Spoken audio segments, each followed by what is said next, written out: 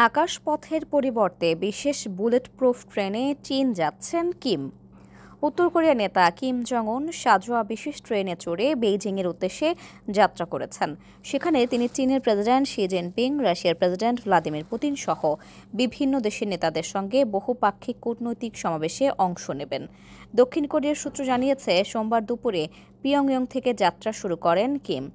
Olive সবুজ রঙের ও হলুদ ডোরা কাটা ভারী সাজোয়া এ ট্রেনটি মঙ্গলবার চীন সীমান্ত অতিক্রম করে সাইনো নর্থ কোরিয়া ফ্রেন্ডশিপ ব্রিজ পেরিয়ে দানডংয়ের পথে বেইজিং পৌঁছাবে বলে ধারণা করা হচ্ছে। কিমের এই সফর বিশেষ গুরুত্ব পাচ্ছে কারণ এতে তিনি ২৬ দেশের নেতার সঙ্গে একই মঞ্চে থাকবেন। এর মধ্যে রাশিয়া, ইরান ও মিয়ানমারের মতো নিষেধাজ্ঞাগ্রস্ত রাষ্ট্রও রয়েছে, তবে পশ্চিমা দেশের কোনো নেতা থাকছেন না।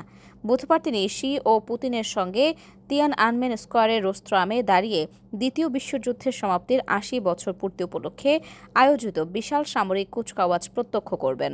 নিরাপত্তার কারণে কিম আকাশপথের পরিবর্তে প্রায় ২০ ঘণ্টার ট্রেন যাত্রাকেই বেছে নিয়েছেন।